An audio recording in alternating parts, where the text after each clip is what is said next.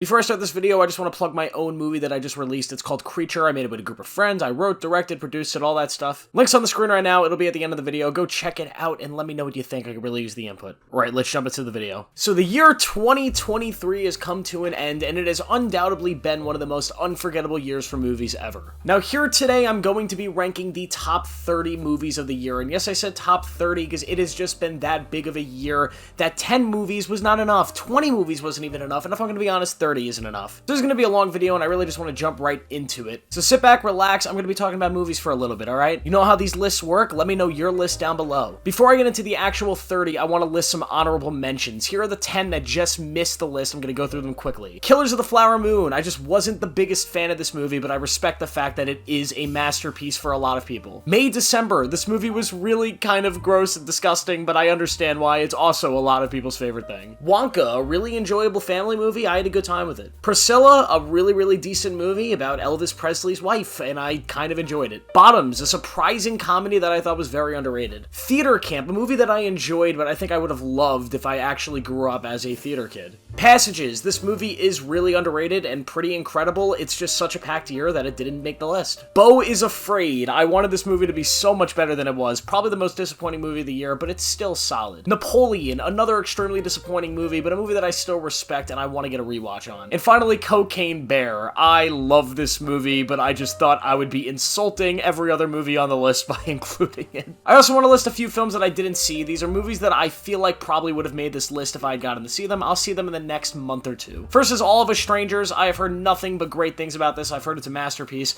and I want to see it soon. Next is American Fiction. This is another one that I think probably would have ended up in my top 10. I've heard it's incredible, and Jeffrey Wright looks great in it. And The Taste of Things. I've heard a lot of good stuff in this from the festival scene. I just have not gotten to see it yet, but it looks amazing. I also want to mention Hitman by Richard Linklater. Now, this is a movie that honestly should be in the top 10 of this list. But since it's not going to be publicly released until next year, I'm going to count it as a 2024 movie. So come back 365 days from now, you will see it on that list, because it will be on there. Alright, let's just jump right into this long list.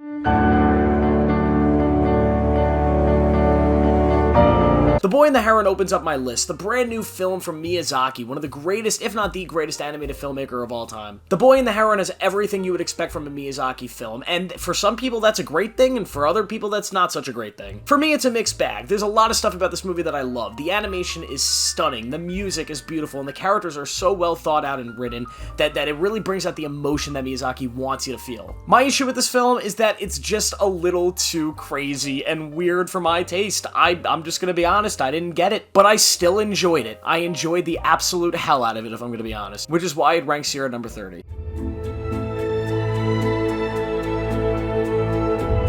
Michael Mann's brand new movie, Ferrari. This was one of the biggest surprises in the New York Film Festival. It was a movie that I did not think I was going to enjoy at all, but I actually ended up really having a good time with. It's your standard biopic for the most part, but it centers around a really cool person in Ezio Ferrari, this great guy that invented the Ferrari brand and the race cars. And Adam Driver is great in the leading role. Penelope Cruz gives an incredibly underrated performance in this film, and the film has some really cool race car scenes, some really cool racing scenes, and one of the most surprisingly violent sequences in film all year, but it's a great movie.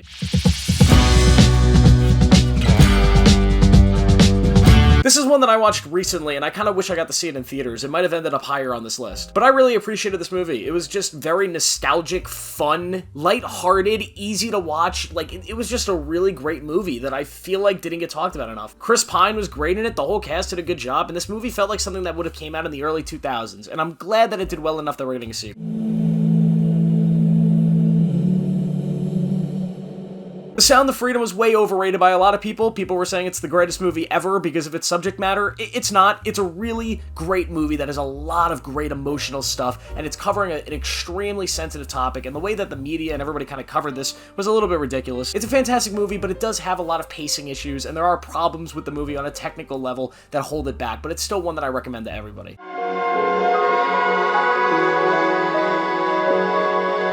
I watched Leave the World Behind recently on Netflix. This is the Obama-produced film, and I actually thought it was pretty great. It's this intriguing mystery, this apocalyptic event-type movie in which the world is sort of falling apart, and we follow this group of characters who are all kind of contrasting each other in different ways. We get a great Julia Roberts performance, a great Mahershala Ali performance, and a very satisfying third act, in my opinion, that not a lot of people liked, but I did. But the movie is a little bit too long, and because of that, and also because it's just on Netflix, it didn't get a theatrical release, to here at 26.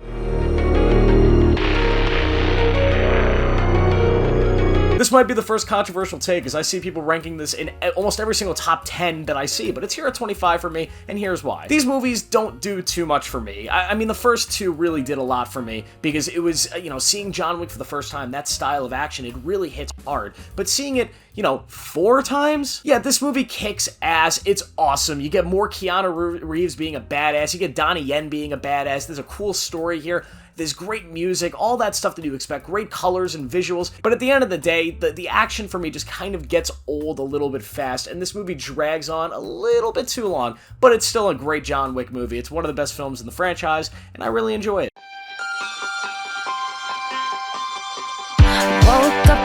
Scream 6 was a huge surprise early in the year that I almost forgot actually came out this year, but it's an incredibly great movie. I think it's the best slasher of the year, it's one of the best horror movies of the year, and I think it's one of the best in the franchise, and I think more people should be talking about Scream 6. I know there's a lot of controversy going on right now with Scream 7, with the actors getting fired and the director leaving, so if this is the final Scream movie we get, at least with this cast, I'm happy that it is a very, very great movie.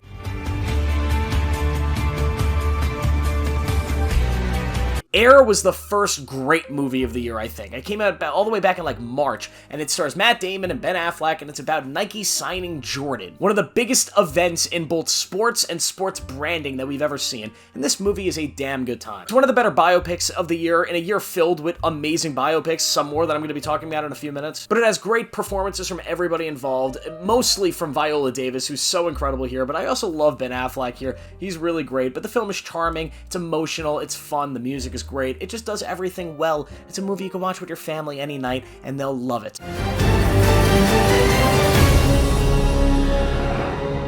The redemption arc of Saw is unbelievable. After years and years of trash and that weird Chris Rock movie, finally Saw is back with an amazing movie. Saw X kicks so much ass. Deciding to take the movie back and make a prequel starring John Kramer and showing us a story from his perspective, the movie ends up being so much more human than any of the other Saw films. It's actually the only Saw film that really feels like a cinematic movie, like a story, and not just a goofy little Halloween gore fest, and that makes this movie so much better than this might be the best Saw film. And I'm so glad this movie had a lot of success, because everything about this movie is what I love from Saw. The traps, the genius game making from John Kramer, the annoying victims that end up dying in his games, when they actually make you hate the people that are in the games, so you don't have to hate John Kramer. You can actually, I don't want to say empathize, but understand his position on certain things, because he's kind of this anti-hero type character. But I'm so glad this film did well, and I am very excited for Saw 11, which is coming out next year, which is crazy.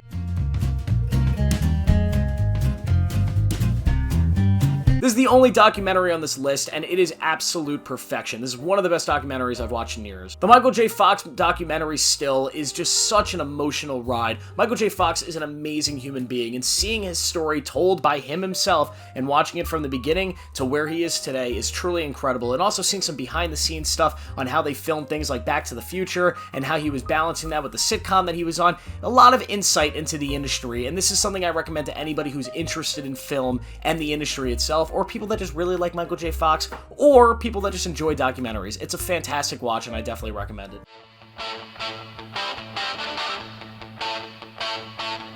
So I recently saw this movie and I thought it was spectacular. Now, The Iron Claw is one of the most emotional movies of the year. It's a movie that covers one of the hardest topics in all of professional wrestling, but just in sports in general, in the Von Erich family and the downfall of the Von Erichs. There was a show that came out earlier this year, The Fall of the House of Usher. Well, this movie could have been called The Fall of the Von Erichs, because that's what this is. It's sad, it's terrifying, it's miserable, but it's also beautiful in a way. If you love professional wrestling, this is one of the best pro wrestling movies we've had in years. There's just something about this movie that kept it from being great, I think. There was something holding it back from being one of the top 10 movies of the year. Run fast for your mother, run fast for your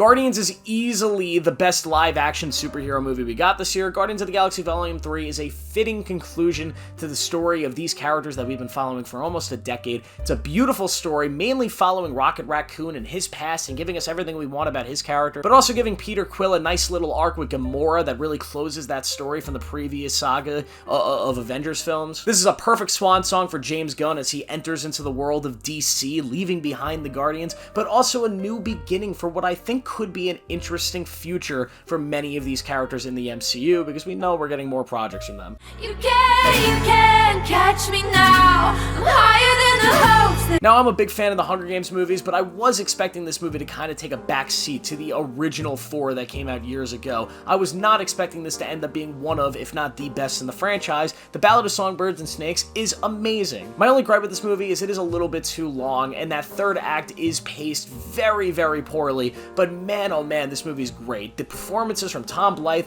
Peter Dinklage, Viola Davis, all elite. Rachel Zegler does a great job. The story here of this 10th Hunger Games and this kind of more barbaric Hunger Games in which it's legitimately this battle of a coliseum, you know, this gladiator type fight. It's so different and so unique, and this post-war capital is an interesting study. I actually kind of wish they went more into it, but seeing the politics of the capital from within the capital, from a student within the capital, and this birth of President Snow, the man who would eventually become the main antagonist of the series, is just such a fascinating story to tell, and I ultimately love this movie.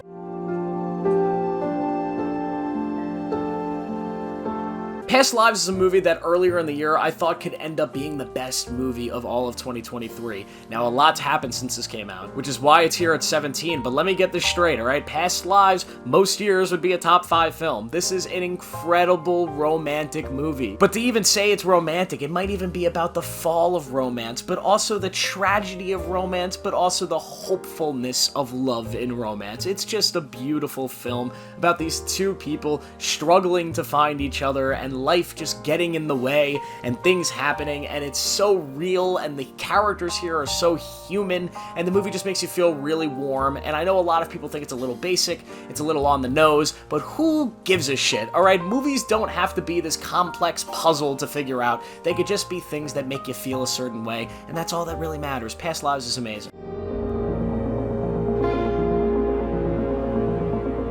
I loved Dumb Money. I thought this movie was fantastic. I saw it right before I went on vacation a few months ago, and I was thinking about it for the entire trip. I thought it was so hilarious. It's a great, great story about this most recent thing, this thing that happened very, very recently with the GameStop stock and Robinhood and all that stuff that was going on just a few years ago, back in 2020. We now have a movie on it, and it's great. The whole cast does a great job. Paul Dano, Seth Rogen, all of them are amazing. Anthony Ramos is great. This is just a great time. This is a movie that reminded me of stuff like The Social Network and movies like that. These really, really tight biopics about financial stuff that move really fast, and you just jump through a bunch of real people and real events really, really fast, and ultimately, it makes for a great movie.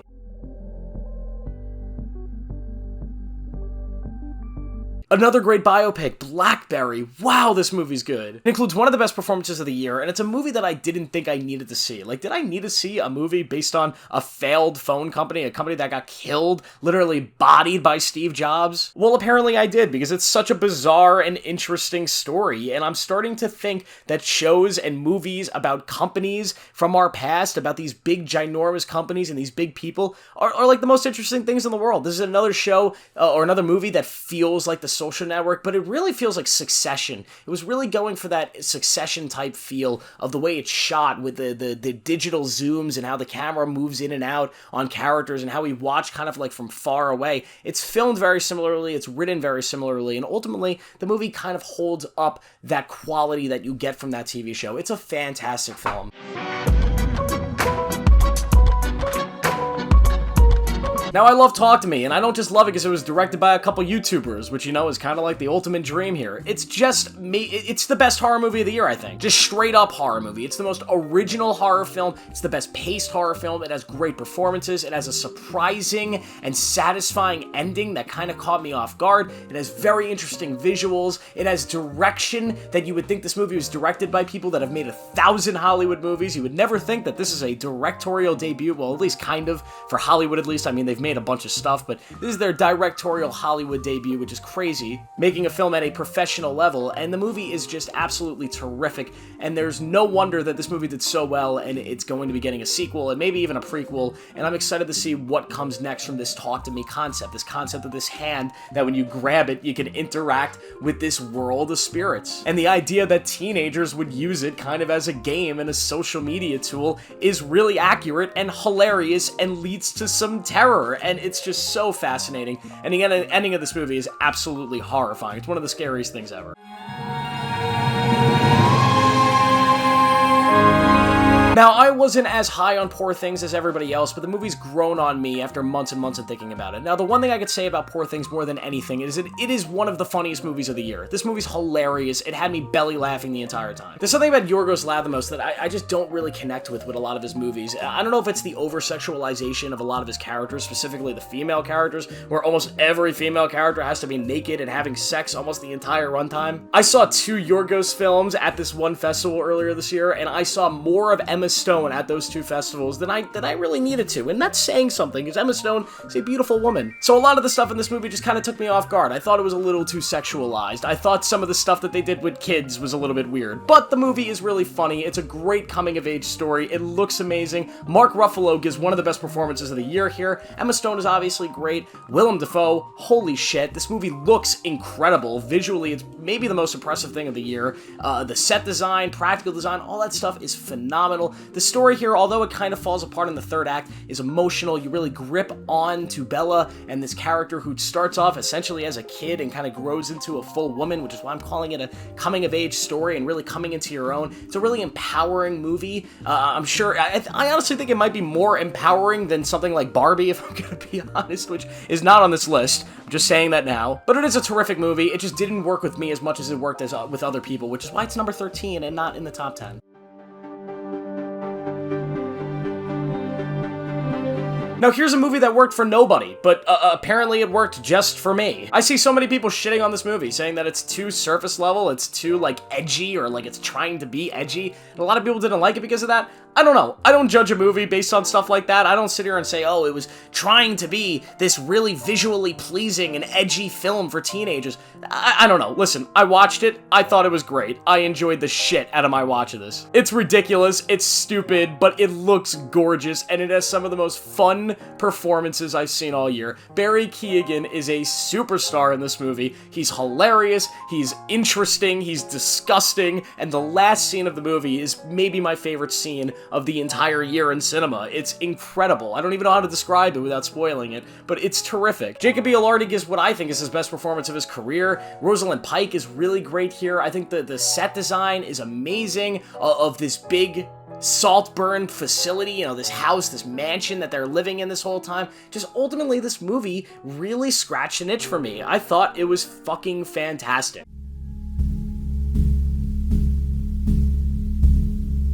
I remember seeing this movie at the beginning of the year and thinking nothing was gonna top it. Well, unfortunately, 10 movies have since topped it, but holy shit, yeah, Infinity Pool is terrific in every way. This movie is damn near a masterpiece. It's an underrated masterpiece. Now, Infinity Pool stars Alexander Skarsgård, who plays this writer who's kind of in writer's block, and he's struggling in his career as a writer. And him and his wife go on vacation to this place where essentially these rich white people, and they can commit crimes, because when they commit crimes, instead of them facing the consequences for their actions, they get cloned, and their clones get executed for the crimes, meaning they can continue and continue and continue to commit these crimes over and over and over and over. And it creates kind of this meta situation of responsibility, this meta text on wealth, and this meta text on narcissism, and understanding yourself and who you are and who you become when the consequences are nihil. And it's terrifically done in the weirdest way possible, with Mia Goth giving a legendary performance in this movie. It's just unforgettable. The movie has some of the best visuals of the year. It looks gross and disgusting and ugly, but at the same time, somehow all of those things make it perfect. I love Infinity Pool, and I could talk about it all day. Go watch watch Infinity Pool, because I know none of you have seen this shit. Go watch it. Nobody's seen this movie. Now to the top 10, and I just want to say something about this top 10, just to highlight the value I hold this year to and how good I think this year has been for movies. Last year, I ranked Avatar: The Way of Water as my #1 film of the year. The year before that, I ranked Nightmare Alley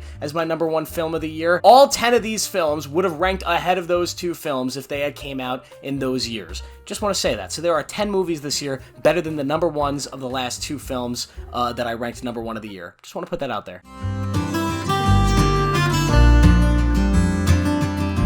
So The Holdovers is a masterpiece. It's amazing. It's the best Christmas movie we've had in years. It's Paul Giamatti's best performance that I pray he wins an Oscar for. It's a heartwarming tale of these people that are kind of abandoned on Christmas, essentially, and just have to deal with each other. It's about loneliness. It's just such a warm movie, and it's a movie that I needed at the right time, and it came to me, and it really just made my day when I saw it. It is a phenomenal, phenomenal film. Everybody involved in this movie brings their A game. The cast is phenomenal. The script here is beautiful. Alexander Payne is one of the best directors working in Hollywood, and he delivers maybe his best work, his masterpiece. This film's visual style in its edit of making it look and sound like it came from a farther time in the past of cinema gave so much character to the film and so much life and tone to it. The themes here really connected with me and resonated with me. The music was really beautiful, and ultimately the setting, oh, the snow, just the movie just looks warmful. Like, I cannot wait to watch this movie on Christmas next year. That's what I'm looking forward to in 2024, to watch The Holdovers on Christmas again. It's just such a stunning movie, and I'm so happy it exists. And here it is at number 10. Would have been #1 last year.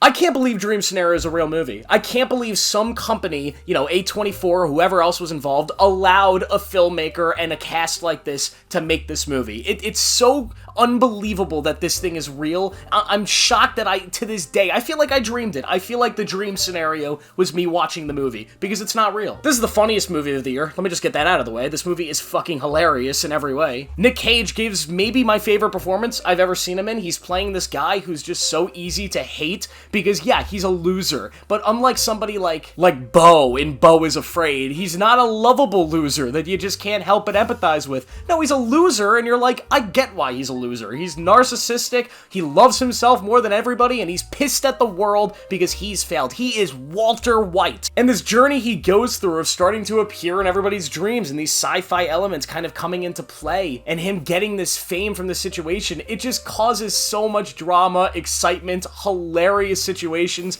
and just ultimately one of the best movies I've seen in years. It's so good. It's maybe the best comedy I've seen in years. Cameo in the third act of this movie, which I don't want to spoil it, but perfect. I was pissing myself laughing. And no, I'm not talking about Josh Richards. The whole sequence as well in this movie where that chick is, trying to have sex with Nick Cage.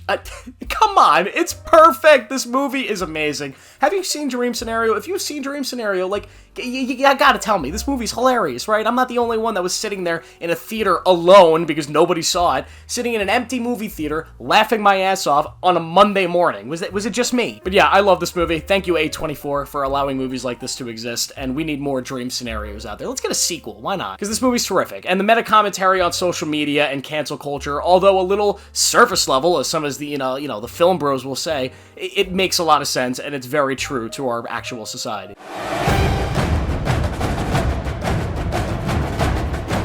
This is a film that everybody forgot about because it came out 1 week before Barbieheimer. Yeah, great job, you fucking morons at the Mission Impossible team. But yeah, I love the Mission Impossible films, and this is probably the best one. It's amazing. It's an incredible action epic. It tells an amazing story, maybe the best story we've got in all this decade on AI, and trust me, we've gotten quite a few. Tom Cruise is awesome. The action set pieces are as good as you could possibly expect from a Mission Impossible film. It's all practical, it's all real, and it's amazing here. Haley Atwell as the new female lead is amazing. Rebecca Ferguson as the old female lead still being in this movie is also really cool and has one of the best fight scenes I've seen in years. The main villain here is absolutely incredible. There's some really great dialogue here. Vanessa Kirby's really sexy and great and awesome and badass as she always is. The train sequence at the end of this film is great, and it sets up a sequel that is so exciting. I can't wait for it. It's going to be my most anticipated movie of 2025 because it got fucking delayed, of course!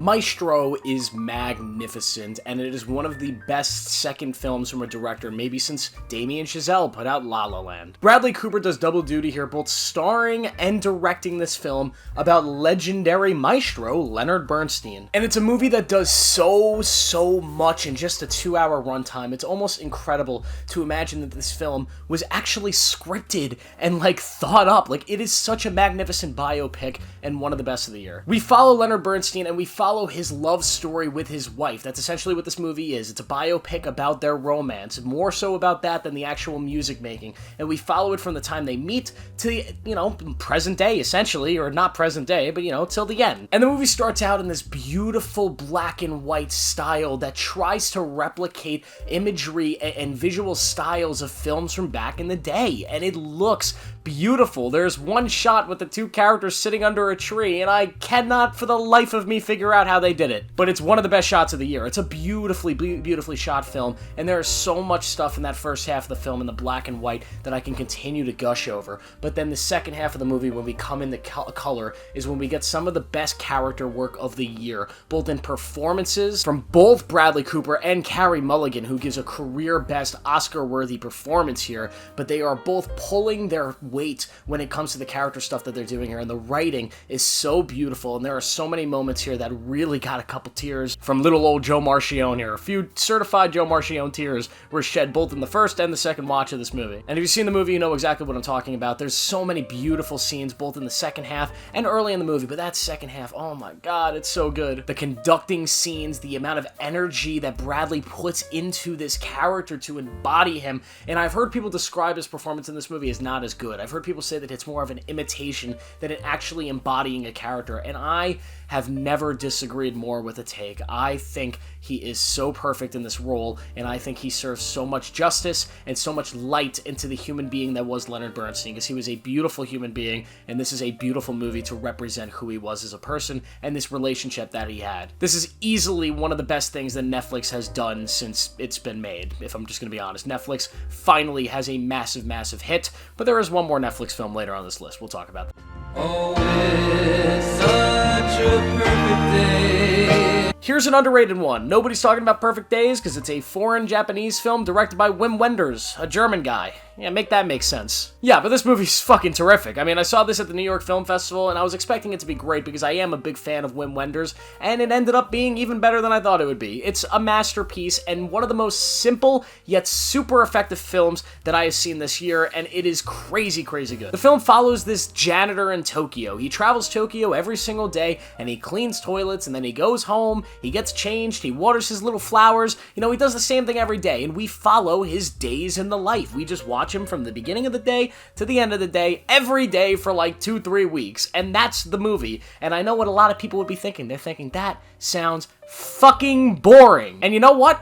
It should be. If I read the script for this movie, I probably would look at whoever wrote it and tell him to their face that, yeah, this is fucking boring. But you know why it's not boring? Because this movie feels so human and so real. And you know what is not boring? Humanity, people, real life situations. If you set a camera up in the middle of a fucking city and just watch, you can capture something interesting, something in the mundaneness of life that is just so beautiful. And that's what this movie is. It's capturing the mundaneness and the simplicity of life and trying to connect that to the audience and tell them that yes, even the smallest things in life can be beautiful, can be grand to us as individuals, and that's what makes this story so amazing. And although there are actual story beats in here, things happen that are important, there are big story moments, big character stuff, big visual things, like it's not just a movie about a guy cleaning toilets for 2 hours. Even outside of those moments, when it is just him cleaning toilets, just watering his little flowers, it's such an impactful movie. The music here is terrific. The final scene is just heartbreaking and also hopeful in so many ways, and it's a shot that I have yet to get out of my head. I can't stop thinking about it. The lead performance here from Koji Yakusho is absolutely brilliant. It's one of the best performances of the year, and it's sad that he's not going to get a lot of the credit for it because the Oscars don't really choose movies like this to lead categories like acting stuff, but he definitely should be involved in the Oscar conversation. He is terrific. He's one of the best performances of the year. It's a heartbreaking performance. It's a beautiful performance. He plays this character that, although is so quiet, you just can't help but love him. Remember when I said Nick Cage is kind of like this loser that you can't help but hate? This guy, I wouldn't characterize him as a loser, but he's just a guy that's living very low, but you can't help but love everything he does, and he's just such a beautiful human being. I love this movie so much, and it's one of the best movies of the decade by far.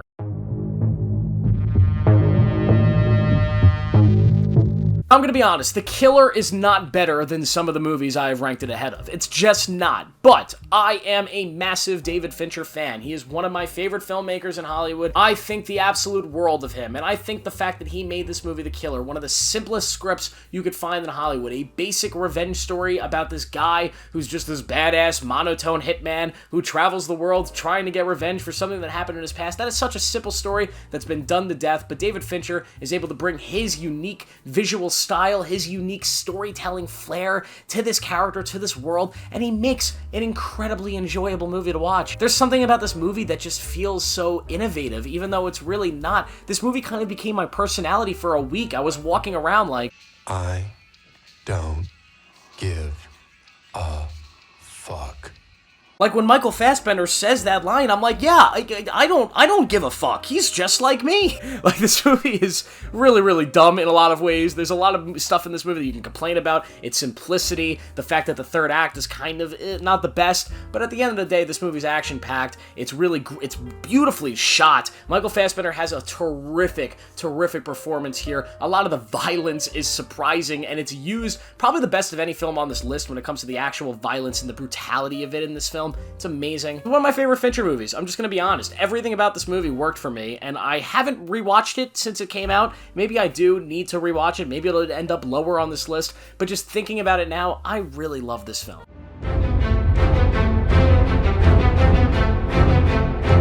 Now, if you were to tell me, like, 2 months ago that Godzilla -1 would have been number 4 on this list, I would have said you're crazy. A Godzilla movie? I don't like Godzilla movies. All the ones that are made here are trash. But my god, this movie is fucking tremendous. Godzilla -1 takes place in post-war Japan, right after World War II, as we follow this failed kamikaze pilot as he returns home to Japan and has to deal with the consequences of his own decision, as well as the loss of the war. The fact that Japan is now a rebuilding country, and he is a man who has lost all of his honor due to what had happened at the end of the war. Now, all of that stuff is done exceptionally well. So well, in fact, that you could take Godzilla out of this movie, and you could have built a fantastic drama taking place in post-war Japan. It is that well written, that beautifully acted, and just that amazing. The first act of this movie is tremendous in so many different ways. But then Godzilla comes in, and yeah, this is the best monster movie maybe ever. Godzilla is a meaty motherfucker. This dude destroys everything. He's terrifying. That theme that plays behind him is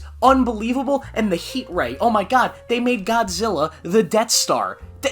Holy shit! Every time that fucking heat ray thing goes off, the entire theater shook. And it's just, oh my god, man, it's so cool. And this is one of those movies where I'm just gonna say it. I'm not gonna talk about how it's cinema, how it's this great film bro movie. No, this movie is just cool. It's fucking cool, man. It's awesome. But at the same time, it tells a great story and has some of the best character moments of the year. It also has the best score of the year, maybe by far, kind of. It's an amazing score. There's a couple movies ahead of this. You could make a debate on whether those scores are better, but the score here is tremendous. The scene where Godzilla is chasing the guys in the boat is just so good on so many levels. You could teach an entire film course on that scene alone. The practicality of it, the visuals, just how good everything in that scene is. It's tremendous. The ending of this movie is a little dumb in my opinion. They kind of undo something that I thought was needed to really make the story hit, but at the same time, who cares? This movie is awesome. It's the greatest Godzilla movie ever, and you can make an argument that it's up there with Jaws as the greatest monster movie ever created. Now, when it comes to this top 3, I just want to say, this was the hardest ranking I've ever had to do. These top 3 are not only the best 3 movies of the year, but they're honestly 3 of my favorite movies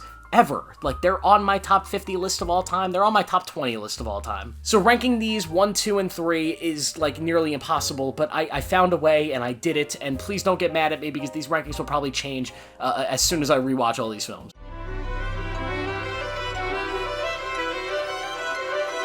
So yeah, Christopher Nolan's my favorite filmmaker of all time. Just gonna say it. Made a whole video ranking his movies. I'll leave it on the link right on the screen right now. You can go watch that video. Oppenheimer's a masterpiece. It might be his masterpiece. It's one of the greatest biopics ever made. It's a movie about a guy that made the atomic bomb that made $1 billion at the box office, and it's tremendous. It's one of the most unique movies I've ever seen. Half the movie's in black and white, telling the story from somebody's perspective that's not Oppenheimer. The rest of the movie's in color, watching the movie from his eyes directly, following his psyche, his mindset, everything that's going on in his life. We're chest to chest with him as he's going through all this stuff. The pacing of this movie is unbelievable. I've never seen anything like it. I've read the screenplay for this movie, and it doesn't change in the script. It jumps from scene to scene, from decade to decade, year to year, and you read the script and you're like, how is this movie not a disaster? Well, I'll tell you why. Because Christopher Nolan is a fucking mastermind. The music in this movie is tremendous. The Trinity test is one of the greatest feats ever accomplished in filmmaking. It is tremendous, both as depicting maybe the greatest achievement by humanity ever, creating this weapon of mass destruction that has somewhat brought the world to a state of, a peace when it comes to the superpowers of the world, not fighting each other with, conventional means, stopping massive wars, stopping World War III, but at the same time creating this weapon that has put humanity on the edge, put humanity in a place where at a single press of a button, we all die. So recreating that moment and recreating the weight of that moment and the understanding setting in on the characters, specifically Cillian Murphy's Oppenheimer, was just so hard to do, and they nailed it right on the head. And let's talk about the performances. Yeah, Cillian Murphy, fantastic, as good as advertised. Emily Blunt, amazing. The standout, Robert Downey Jr., best performance of his career by far. He's gonna win the Oscar. He is tremendous as this asshole bureaucrat that represents Washington in the best way possible.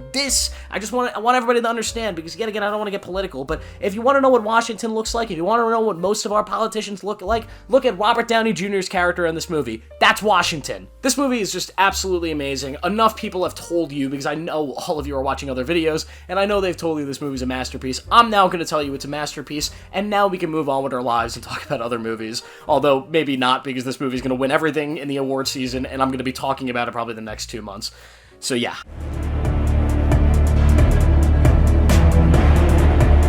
Across the Spiderverse is my favorite animated movie of all time. So, you know what that tells you about the number 1 spot in this list? This is a movie I've seen 10 times now. I've watched the movie 10 times. 10 times. I want you to put that in perspective. 10 times. I could have done a lot of stuff with that time. I could have written my own scripts that I should be writing and working on. I could have worked on my own short films. I could have worked on YouTube videos for all of you. Either way, it's an amazing movie. It's a masterpiece. What more can I say? Let's just go over everything, I guess. The soundtrack, amazing. The score, fantastic. The animation, the best ever. I mean, it doesn't get better than this. The fact that it's a sequel to a movie and still ended up being this good, impossible. How does it work? The fact that it sets up a third movie as good as it does, this is Empire Strikes Back reborn in a better way. I don't understand how you can make a sequel so perfect that sets up a third movie so perfect, but they did it. The characters written to perfection. Gwen Stacy getting more of a starring role in this film and proving that she is such a strong character, but Miles Morales still being the heart and the central theme of the story and being the best Spider-Man ever.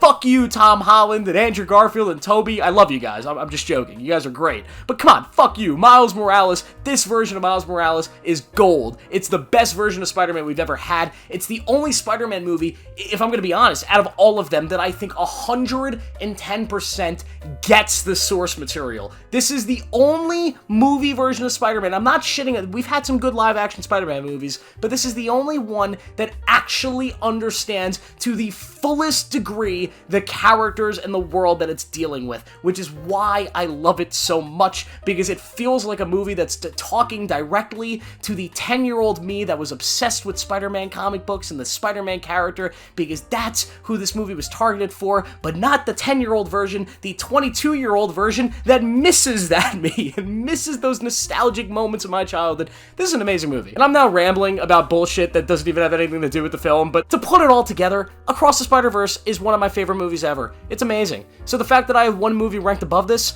you better know that it's a fucking banger.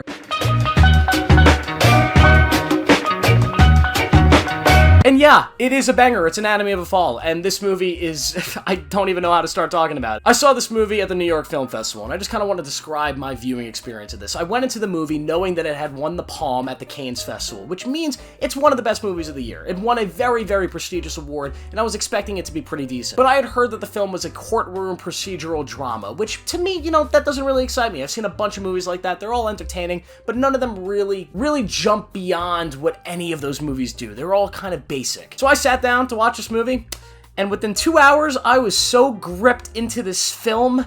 I've never been so invested while sitting in a movie theater. And I will say, there was a moment in the middle of this movie where I kind of detached. I detached from the film for 1 second, and I looked around at this movie theater, which is packed with a bunch of people at this film festival. There were hundreds and hundreds of people, and I'm looking around, and I have never seen a movie theater of people more invested in a film in my entire life. Everybody was sitting up in their chairs like they were 2 and 30 in Call of Duty, and they were turning on gamer mode to try to save their KD ratio. Everybody sat up, wide eyes, glued to the screen. They were laughing at every little joke. They were gasping at every big reveal. It was incredible, and maybe the best movie theater experience I've ever had in my life. I just don't even know how to describe it, and I will spend the rest of my life trying to recreate it because it was that amazing. And yeah, the film is just that good, though. Let's just talk about Sandra Hüller. It's the best performance of the decade. She should win the Oscar. When she doesn't, I am going to be complaining about it on this YouTube channel because it's ridiculous that they would consider anybody else for the award. This performance is well beyond anything else from anything this year, and that's not shitting on any of the other actors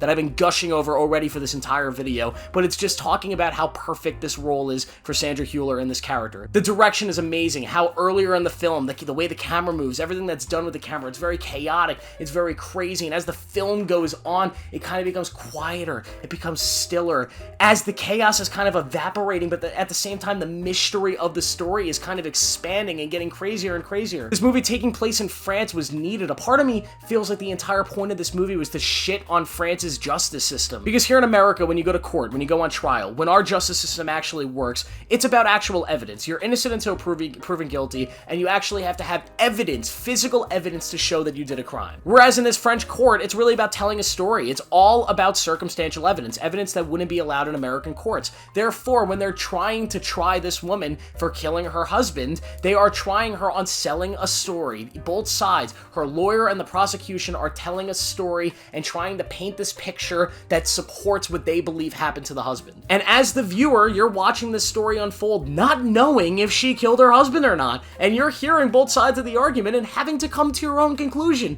which is one of the smartest things I've ever seen in cinema. The entire film, you are shoulder to shoulder with Sandra Hüller's character. You are in her psyche. You know everything she's doing, and you kind of get a feeling for how she's feeling, but at the same time, you have no fucking idea whether she's guilty or not. Which, by the way, gives you 2 perfect viewings of this movie. I think you should watch this movie twice, maybe 3 times, but I think you should watch it at least once, going into the movie believing without a doubt that she killed her husband. Watch the movie believing that she did it and see that experience. Then watch the movie again thinking she didn't kill her husband, that it was a suicide or something else. Watch the whole movie with that view.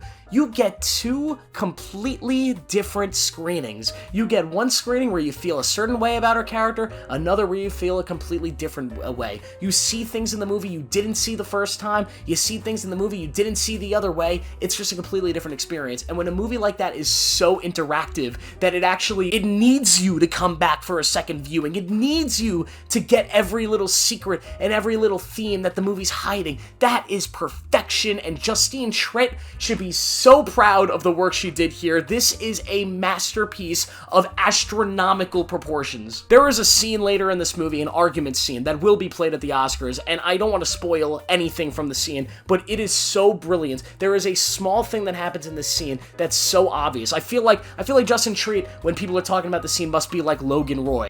You make your own reality, and once you've done it, apparently, everyone's of the opinion it was all so fucking obvious. It was so obvious, right? It's such an obvious move, but it's not obvious at all, because, I would have never come up with this shit. This one moment is the most intimidating thing I've seen in filmmaking all year, because it's so brilliant, it's so smart, and it makes the movie so much better in every way possible. If you've seen the scene, if you've seen the movie, you know what I'm talking about. Everybody here is amazing. The guy that plays the kid is so good. Breakout star. The dog, give the dog an Oscar, holy shit. The actual themes of the movie, what it's trying to tell about families, about trust, lust, about love, about secrets, about relationships falling apart, toxic marriages, isolation. This movie reminds, like, I can make a whole video on this movie talking about if it's secretly like a Shining remake, because it's kind of a Shining movie if you think about it. I love this movie. It's a top 10 movie of all time for me. It might even be a top 5 movie of all time for me, and maybe I'll make a whole video gushing on it some more, but yeah, it's the best movie of 2023 by far. I don't even think it's close. But yeah, guys, that's the video. I know it was a long one, so thank you for watching. Please go watch my movie if you want to spend another 55 minutes with something that I made. I'd appreciate it. But yeah, guys, 2024 is going to be a fun year. I will see you in more videos very, very soon, like tomorrow soon.